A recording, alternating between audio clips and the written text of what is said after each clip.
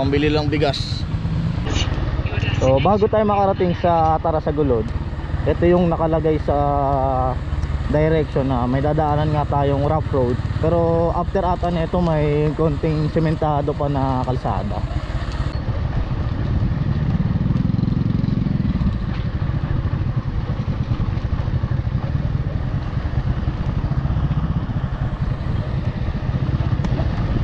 Touchdown. Di na kaya yan kaya ng motor? Mahirap. Di naman sobrang putik. So,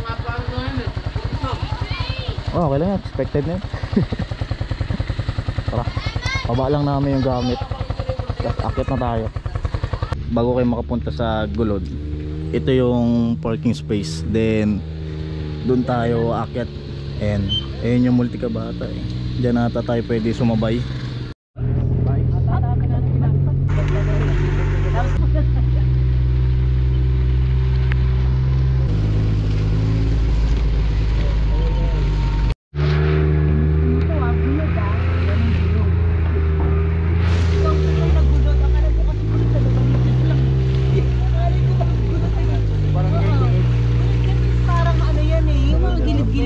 Tingnan mo si Pingo, hindi siya nagre-react kasi sa puputan may mga ganun din. Umuulan na talaga. Jurassic Park ata ta.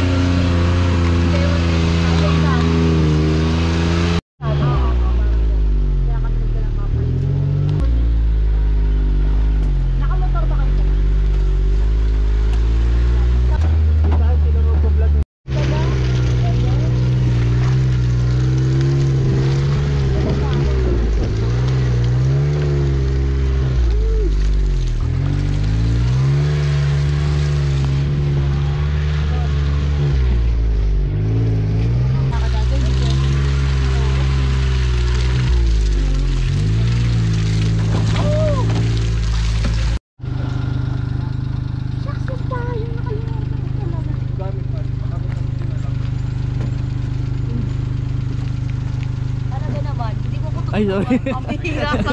Grabe, napaka-gentleman mo ha. Hindi na akong pamag-vlog ha. Thank you.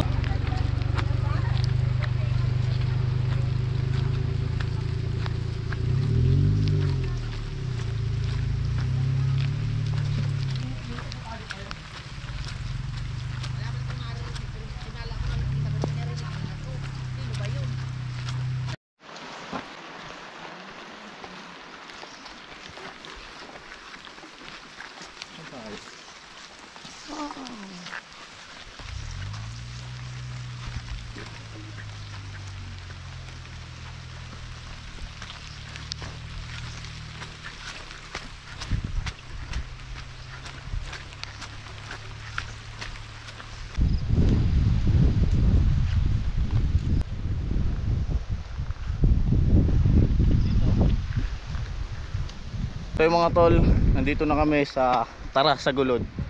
Grabe overlooking dito. Then solid yung spot. Ayan, dyan kami pupwesto.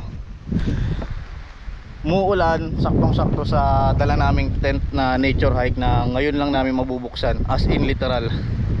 Hindi namin mabuksan-buksan niya kasi medyo malapad, wala kaming space. So tara, set up na tayo ng tent.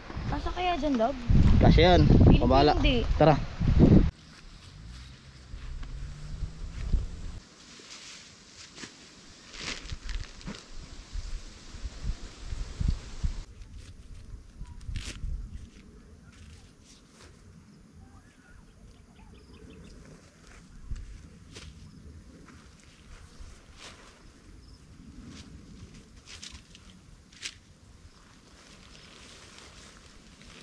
Lumipat kami kasi yung nature hike na Opalus 2 hindi kasya dun sa spot na yun. Ang ganda sana ng spot na yun kasi nasa taas.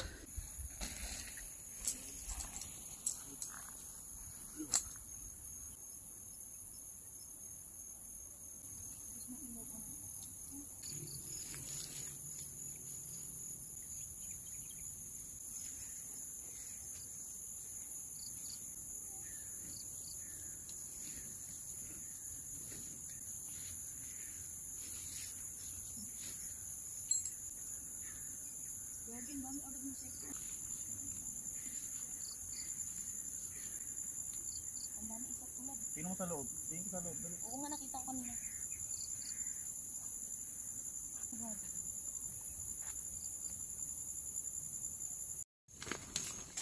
Ah.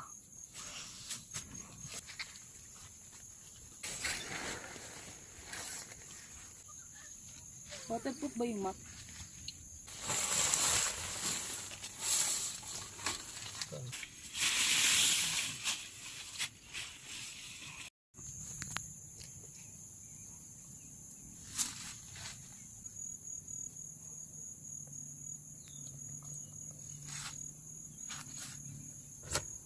Masaya ito.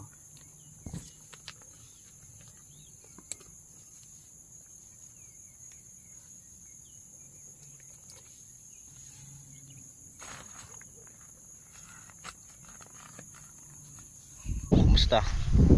Tapos na yung tent natin. So ito yung nature hike Opalos 2 mountain siya. So itutur ko kayo kung itsura sa loob. Ayan. Ito ay legit na waterproof. Sa wakas nakapag ano rin kami, nakapag upgrade. Ayan, ganda sa loob. May kalakihan pala ito sa loob. Ayan.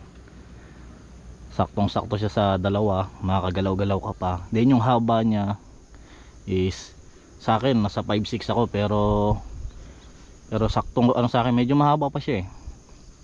Ayan, kaya sa mga gustong bumili, swak sa inyo to. Ito lang yung problema ko, ang daming insekto sa loob kasi nga nakaangat yung outer tent natin. Tapos ito picnic mat, tapos yung mga gamit dyan ilalagay ko dyan mamaya. Saktong sakto to. Ngayon yung panahon namin nagkataon din na ngayon November 1 is ganito. So kung umulan man ng malakas mamaya, walang problema. Hinihintay ko nga sana umulan mamaya kasi para masubukan yung waterproofing talaga na itong tent na to. So ayan, problema ko lang talaga kung anong mga pwede kong gawin para walang gantong insekto eh. Mamaya may tindahan dyan, baka may mabili kaming katol. Eh, nasa loob na sila oh. Tuwa kayo sa tent namin mag-cooking. Dami nila. Ayan. So yung ventilation niya okay, di siya mainit. Then yung nabili namin to, may kasama na siyang mat. Ayan. So swerte kasi nag-iisang stock na lang to, siguro kaya binigay. Kasi alam ko nung pinanood ko to, yung ni-review ko to sa YouTube, wala siyang kasamang ganto. Ito yung nilibre sa. Tapos sa loob, ito yan, lagyan na ng ano to, ng ilaw, lamp. Kaso wala pa kaming ilaw, pero may flashlight naman kami dyan na may ilaw siya na yung malakas, hindi siya yung pang flashlight. Ayan. Hindi ko binubuksan kasi ang daming insekto baka pumasok sa loob. Diyan kami mag-iingat baka pumasok sa loob. So yun, solid tent. Maganda yung ventilation niya. Then ito may parang bintana dito. Kaso wala siya yung parang stick na nakaganyan no. Yan lang. Ito na nga pa ako i-set up to kasi ito yung unang beses na talagang nabuksan. Kasi nung na-deliver to binuksan ko kaso hindi ko siya ma-testing kasi nga wala kaming area sa kanila. Sa misis ko ng area na malawak. Ayan. Di siya freestanding na tent. Pero itong tent na to ay sabi 4 season to, pero yung ibang reviewer is di sinasabing 4 season. Tapos may free na rin siya ng mga guideline. Ito nahirapan ako ano to eh, di ko alam kung paano eh. Pero nakuha ko rin, ganyan pala yung tamang pagkabit. Kasi yan, kataas ng konti para yung airflow pasok, di mainit. Pero kung gusto mong medyo nakababa, i-adjust mo lang tong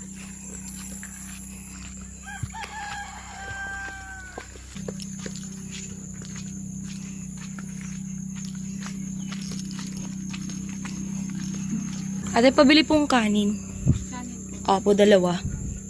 Magkano po? 40 po ma'am. Kaso plain rice lang po yun. Oo. Okay lang. Pagkahiwalay ng plastic. Meron kayong ano ate, parang paper cup, yung parang cup siya na.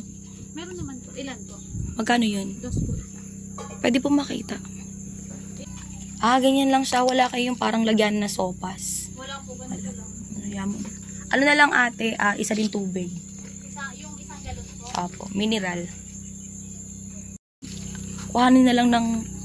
Papatid ko na lang po. Saan po okay kayo? lang ba? Sa Isa pitching may... po kayo. No? Apo, yung sa may tent dun. Bali 100. Anin na lang. Hi. Hi. Hi.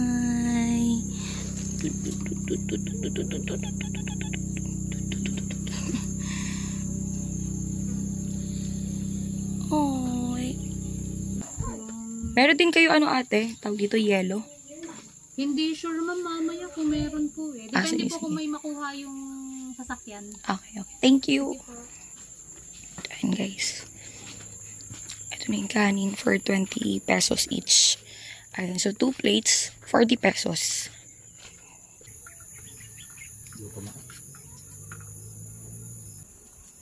May signal, no? Ayan. Meron. Malakas sa akin kanina sa cellphone. Nasa yung cellphone ko lang.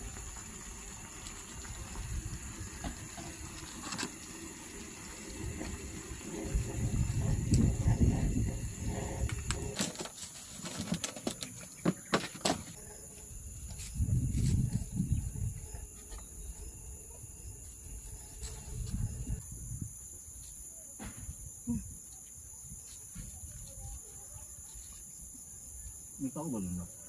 Meron. Yeah. Nasa ano sila, nasa cabin. Pag ng pangilang kabin. Dulo? Hindi. Mga pangalawa sa dulo. Start dito. Extend tayo. Hanggang gabi. Ito nga yung una kong kinain, nakatayo eh. Ang lamig.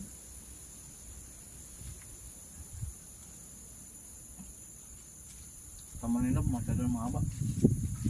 Okay, magandang gabi. So, itutur ko lang kayo sa naging setup ng tent namin ngayon. Nakikita nyo may fairy light kami dito. Ito ay ano lang, di baterya. Yung battery niya pang ano lang te, yung pang laser, yung laruan na laser. Ganun kalaki yung battery niya, 3 piraso. Ganyan. Tapos dito sa side ng tent natin meron din. Ayan. Then sa loob meron din akong nilagay. Ayan. Binalutan ko ng plastic yung pinaka switch kasi para in case na umulan safe yung ano natin battery. Mamaya mag short circuit. Then ito yung loob. Wah. Sarap. Then ito yung loob ng tent. Ayan. Pasukin ko na. Ayan. Medyo madilim, gagamit na ng flashlight. Kahit anong, madilim pa rin. Kahit anong gawin ko, madilim talaga tong, yung madilim talaga tong GoPro natin, kahit anong gawin ko. So ayan. Ito yung, wala kaming baon na unang kasi medyo mahirap. Siguro soon, bibili kami ng inflatable. Then dito, may mga pocket yung, yung sa loob ng tent, na pwedeng paglagyan ng mga gamit, cellphone or what, yung mabilis ang kailangan mo, flashlight yan. So yan, magiging masarap yung tulog natin dito. Okay, diba? Basta ka dyan lang. Solid. Ito yung kagandahan pag may maayos kang tent, na-enjoy mo talaga. Kahit umulan, wala, okay lang. Kahit bumagyo pa yan, kasi tiwala ako dito sa tent na to. Maganda yung review nito sa YouTube, yung mga talagang camper.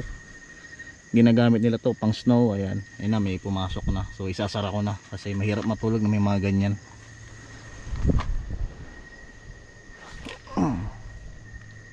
Yung battery niya.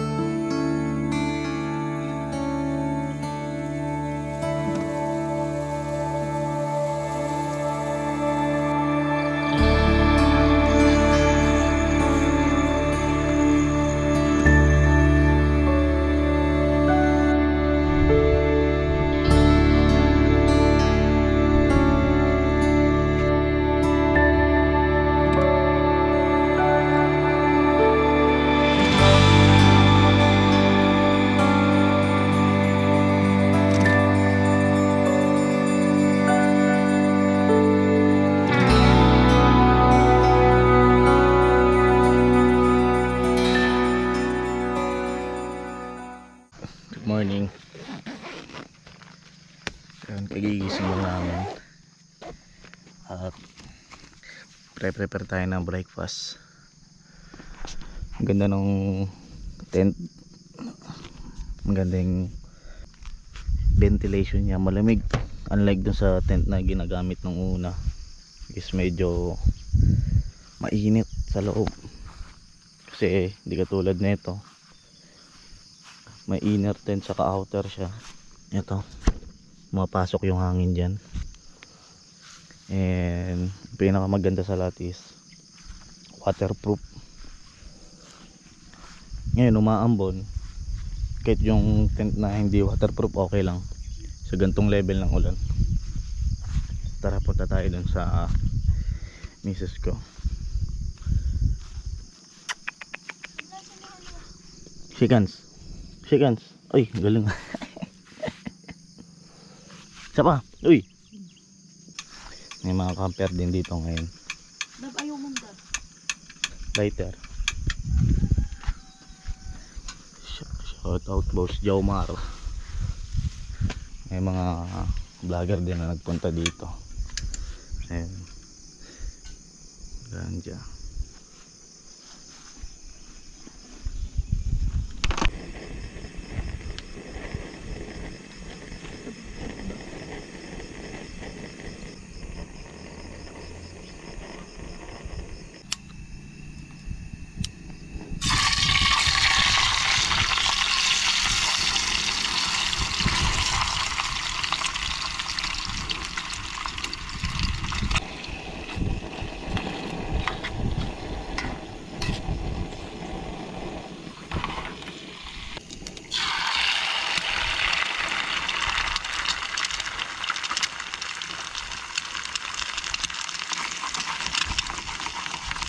Netus.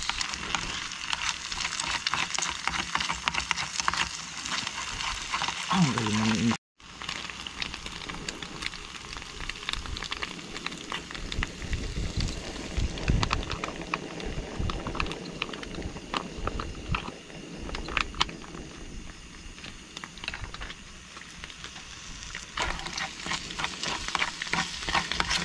Sarap kasi yung pagbanyo.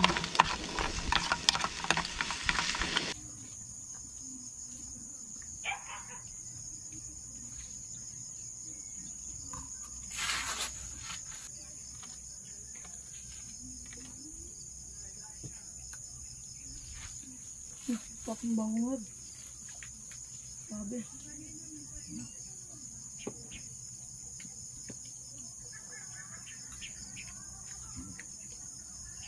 Ayan, may katawanan. Tara, libutin natin bro. Ito na yung dulo ng Gulod. Puro transient house yung side na to. Then dito may malaki silang cage ng mga bibe, saka may mga manok ng lalaki oh.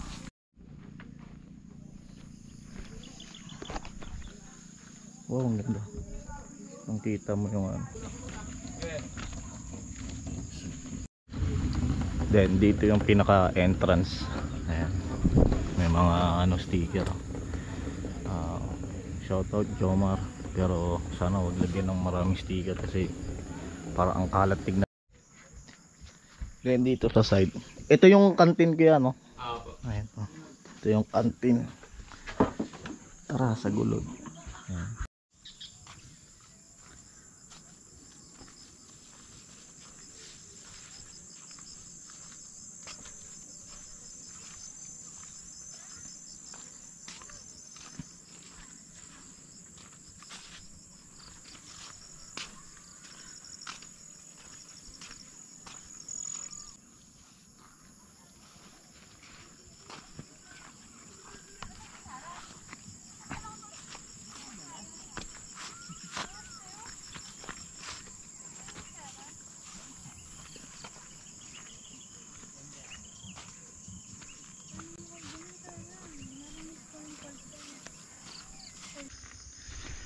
Ito yung TP house.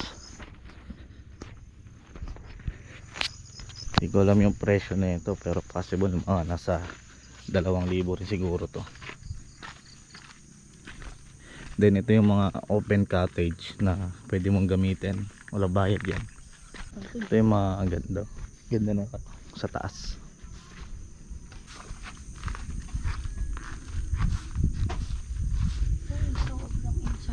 Para siya yung bahay ng ano, love, no?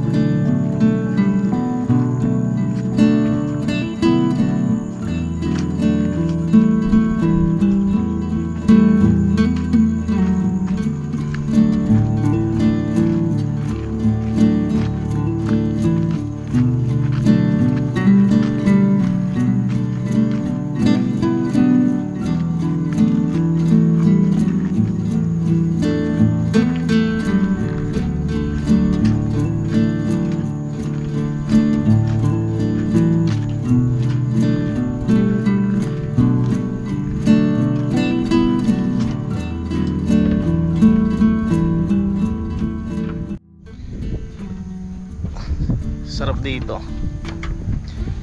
Sa mga gustong pumunta, ganito yung first time na pumunta dito sa Tarasagulod. Yung ganitong medyo umuulan, ambon-ambon, pero yung wala namang bagyo, kasi may ganun minsan eh.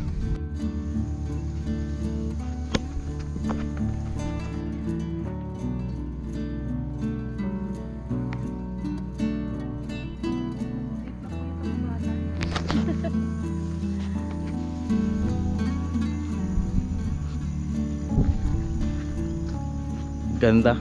Another favorite campsite, Kaingin, entong Tarasagulod. Bakaganda ng